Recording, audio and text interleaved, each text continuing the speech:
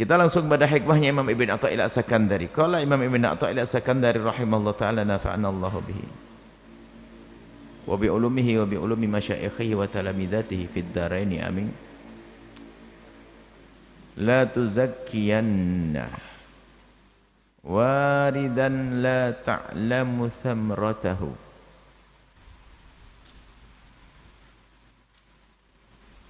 falaysa al-muradu minas sahabatil imtaru wa innamal muradu minha wujudul ithmar.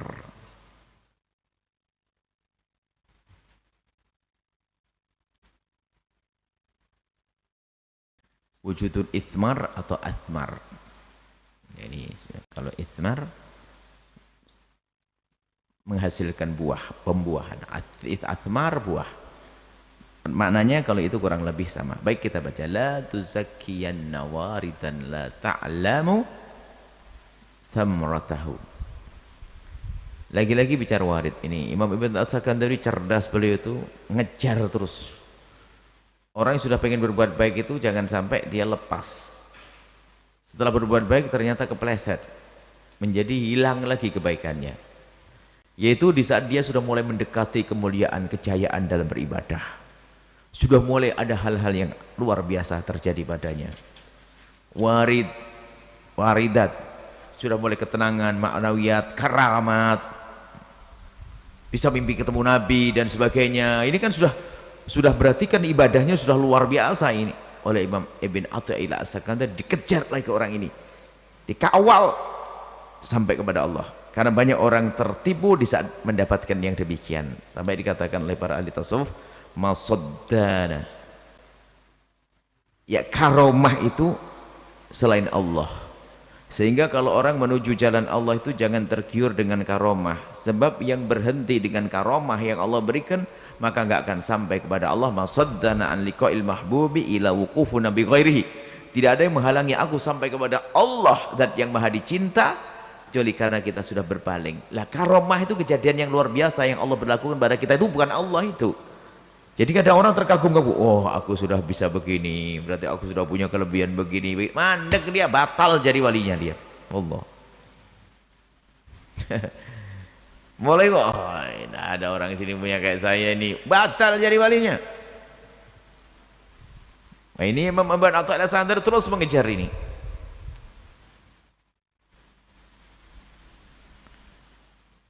Maka la tuzakkiyanna warida. Maka kalau kamu ini kayaknya kita yang diajak ngomong tuh. Kamu yang sudah mendapatkan keunikan itu lah, nih kita nggak dapat. Berarti kita hanya pendengar saja. Kamu yang pernah mimpi ketemu Rasul katamu. Kamu yang menemukan ketenangan batin katamu. Kamu yang pokoknya jangan kau sanjung-sanjung. Terkagum-kagum dengan kelebihan yang sudah kau dapat itu.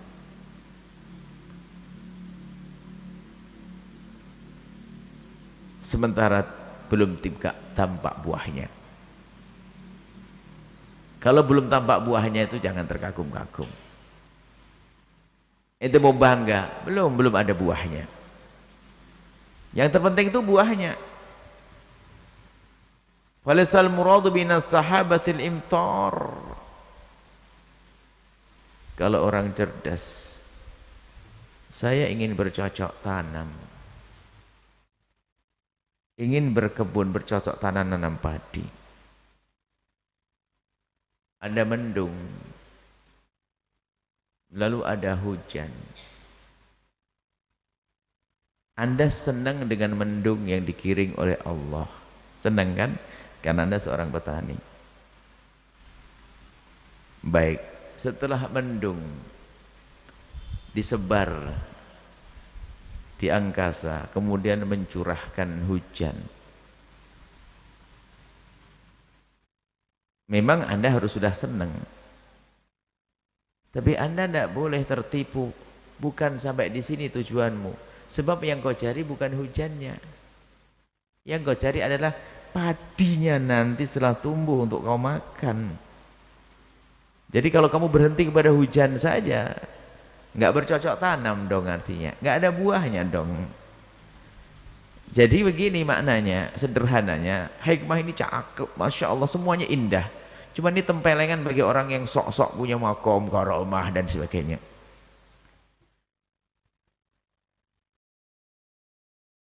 Sederhananya kami contohkan begini, alangkah banyaknya orang berbangga kalau bisa duduk dengan seorang alim, bisa dekat dengan seorang kiai, bisa dekat dengan seorang tokoh, ulama, orang soleh. Tapi ketahuilah, kedekatanmu itu adalah namanya waridat, merasa dekat dengan Allah, dia diberi karomah, atau misalnya mimpi bertemu baginda Nabi SAW. Orang mimpi ketemu baginda Nabi, alangkah indahnya. Tapi mimpi ketemu baginda Nabi, kalau orang biasa dengan kita ketemu orang soleh, kurang lebihnya itu satu makna. Anda akan faham hikmah ini, cukup kami beri contoh begini.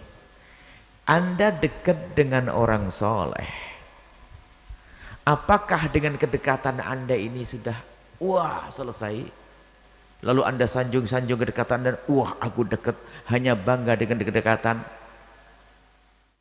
Itu kedunguan. La tuzakiyanna, jangan kau berbangga hanya dengan kedekatanmu, yang penting itu buahnya, kamu jadi baik enggak, itu loh.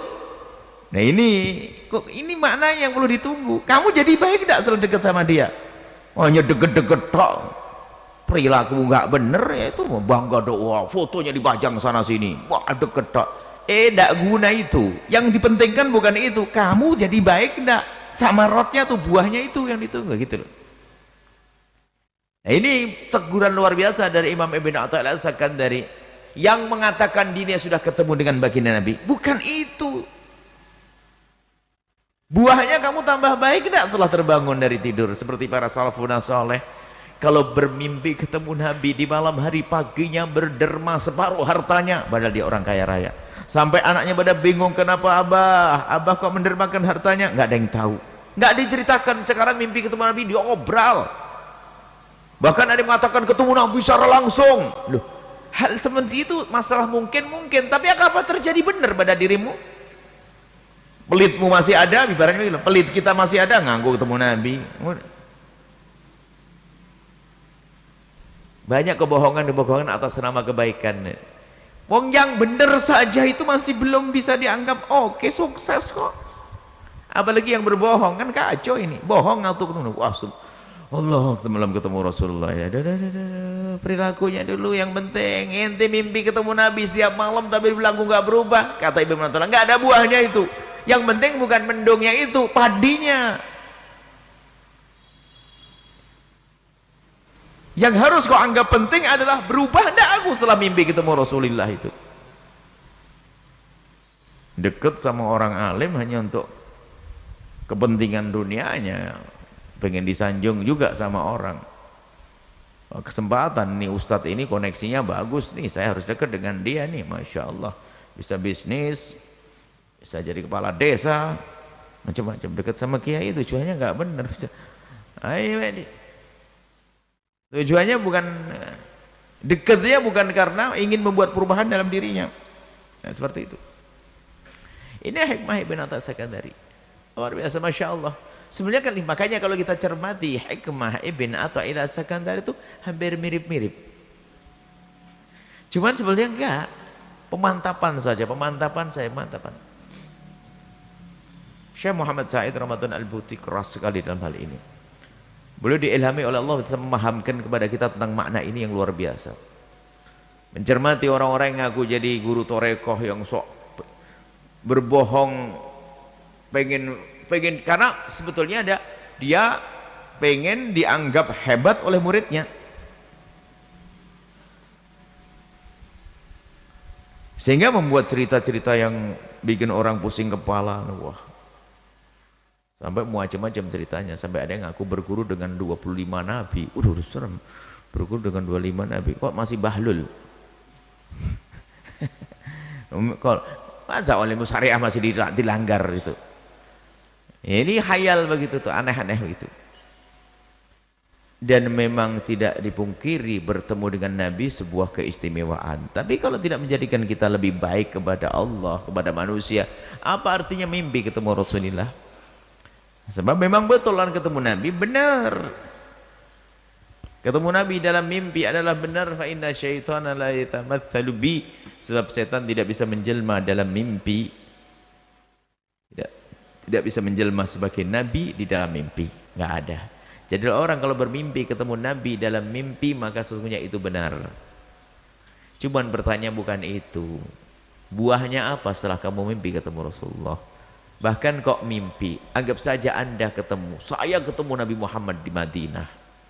Gak ada artinya jika bukan menjadikan Anda lebih baik dengan ayah Anda, dengan ibunda, dengan saudara, dengan ini. Gak ada.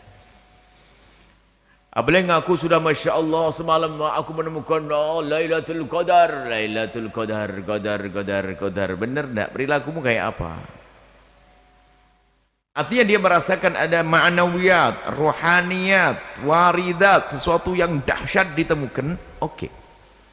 Tapi jangan tertipu dong. La tuzakiyanna warida. Jangan kau sanjung-sanjung itu kalau enggak ada buahnya. Jangan buru-buru berbangga dengan seperti itu kalau kamu tidak menemukan buahnya. Ini yang benar loh ya, yang benar mimpi ketemu Nabi, yang benar menemukan. Kalau yang bohong nggak masuk di sini, yang pura-pura. Yang ngaku setiap malam Senin ketemu Nabi itu. Yang mengatakan Nabi duduk di majelisnya. Wih, serem banget ini. Dan memang tidak kita pungkiri, memang ada sebagian orang yang shodikin, sholihin, memang orang jujur, orang benar, ada tandanya, ada buktinya. Bicara tentang kedermawan, dia sangat dermawan, sholat hebat, jaga lesan, nggak pernah bohong, ngomong cerita tentang itu hanya gitu tok. Dan setiap hari bualannya macam-macam, wah aneh-aneh. Sebenarnya dia adalah karena pengen sanjungan dari kaumnya, jamaahnya, biar semakin hari diangkat, semakin menjadi wali hebat. Urusan kita dengan Allah, ya hamba Allah. Dia lupa bahwasanya para kekasih Allah itu, para wali itu, kalau mendapatkan sesuatu yang luar biasa terjadi pada dirinya, itu malu dia. Mengatakan, apakah aku pantas untuk mendapatkan seperti itu? Apakah aku pantas? Menganggap ini istidraj. Ini jangan-jangan ujian, ini bukan sesungguhnya. Bingung dia. Bahkan kalau mereka mendapatkan karamah para wali yang sesungguhnya itu akan menyembunyikan kejadian-kejadian seperti itu, disembunyikan, ditutup rapat seperti seorang perempuan menutupi darah haidnya. Malu maksudnya begitu. Bahasa fikih, bahasa tasawuf begitu. Seperti seorang perempuan yang menyembunyikan darah haidnya. Malu ada darah haidnya, ketahuan, malu seperti itu. Ini diobral. Alhamdulillah semalam aku sudah ketemu Nabi 2 kali sebelum tidur, setelah tidur. Besok Masya Allah itu tetap apa nanti kalau saya ketemu Nabi lagi. Waduh enak banget nih orang. Bahkan ada di sebuah tempat,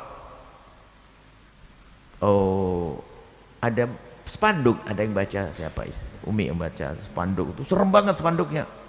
Bahwasanya ini Nabi Muhammad duduk di sini bertemu. Apa maknanya? Allah alam seperti itu. Jangan main-main tentang Rasulullah. Yang benar saja kata Imam Ibn Athaillah As-Sakandari, yang benar pun nggak boleh tertipu kok. Yang benar mimpi ketemu Rasulullah, yang benar menemukan sesuatu kejadian yang luar biasa pada dirinya, itu seperti mendung mega yang akan menurunkan hujan. Bukan urusan hujannya yang penting, tapi ithmar, membuahkan sesuatu enggak. Bukan dudukmu bersama orang soleh itu yang menjadi kebanggaan. Bukan kamu mimpi ketemu Nabi, akan tapi apa buah daripada itu semuanya, itu yang akan tersanjung, akan menjadikan seorang hamba disanjung oleh Allah. Ini bukan merendahkan mimpi ketemu Nabi. Mimpi ketemu Nabi sebuah kemuliaan. Tenang hati waktu baca Al-Quran, kemuliaan. Tapi kalau itu semua ternyata menjadikan dia lupa, dia nggak semakin baik, maka itu adalah tipuan, bukan, itu adalah fitnah. Dan ada orang-orang semacam itu. Mari kita koreksi diri kita sendiri, ya. Kalau kita duduk dengan orang baik, kalau kita mimpi ketemu baginda Nabi, kalau kita diberi sesuatu yang luar biasa, tanyakan, apakah dengan ini aku tambah baik atau tidak? kalau tidak ini fitnah, kalau benar, kalau bohong mah nggak masuk cerita ini. Pembohong ngaku ketemu Nabi dan sebagainya. Pokoknya gini aja deh, kalau ada orang ngaku ketemu Nabi kepada anda tidak wajib percaya kok. Nggak wajib percaya, biarpun di wali kutub nggak wajib percaya. Nggak wajib percaya. Cuman kalau anda percaya, ya sah-sah saja. Tentu kepercayaan yang ada itu ada sebabnya. Dia memang orang tidak pernah ngomong macam-macam, tiba-tiba dia orang soleh, baik dan sebagainya. Anggap saja kayak Dr. Muhammad Said Ramadan Al-Buti, tapi beliau juga tidak pernah ngomong. Kalau tiba-tiba beliau ngomong aku ketemu Nabi Muhammad, siapa yang nggak percaya? Dia tidak pernah berbohong. Ini ibaratnya begitu, orang soleh, dia nggak pernah bual, nggak pernah cerita aneh-aneh dan sebagainya, tiba-tiba ngomong percaya. Ini awal akhir kebiasaannya berbohong. Waktu nyantri berbohong, waktu berbohong, gayanya bohong. Innalillah. Baik, kita harus jujur deh. Jujur kepada Allah, jangan bohong. Kemudian balik kepada hikmah. Seandainya betul kita menemukan hal-hal yang luar biasa terjadi pada kita, termasuk kayak tadi mimpi ketemu Nabi atau hal yang lain. Buat mimpi itu yang paling banyak orang bual atas nama mimpi, sengaja kita sebut-sebut. Maka ketahuilah, bukan itu yang harus kau jadikan bahan untuk bangga. Bukan itu yang harus kau tuh zaki, itu aja kau sanjung-sanjung. Tapi lihat buahnya apa, itu saja. Kamu tambah baik nggak sih? Setelah mimpi ketemu Nabi, apa yang terjadi padamu? Semakin takut dosa? Di handphonemu tuh gambar apa itu ya? Pak Haji atau Pak Ustadz dan sebagainya, kan perlu kejujuran kita. Kalau mimpi ketemu Nabi akan berubah dong. Kalau tidak berubah berarti mimpimu ketemu Nabi adalah fitnah. Sesuatu yang kau sebut-sebut, sesuatu yang kau rasakan luar biasa, bisa saja fitnah itu. Bukan untuk pengangkatan derajat. Jadi ternyata waridat ini bisa jadi ujian. Waridat, orang dengan waridat bisa saja naik pangkat. Bisa waridat, bisa saja langsung runtuh. Kapan? Di saat seorang hamba terhenti kepada waridat, terkagum-kagum, maka berhenti dan dia akan runtuh. Tapi yang apa? Ridat ini yang harus disyukuri. Kemudian dia sadar, kalau aku sudah begini, maka aku harus semakin hati-hati. Maka kalau memang pernah mimpi ketemu Nabi, harus semakin dekat dengan Nabi dan umat Nabi. Serius, maka dia naik pangkat. Seperti itu. Semoga Allah memberikan kepada kita pemahaman yang benar ya. Di saat Allah memberikan kepada kita sesuatu yang luar biasa terjadi pada kita, tidak menjadikan kita lupa, bahkan justru itu akan menjadikan kita semakin dekat kepada Allah dan Rasulnya, yang itu adalah buah daripada warid yang Allah berikan kepada kita. Wallahu a'lam bishawab.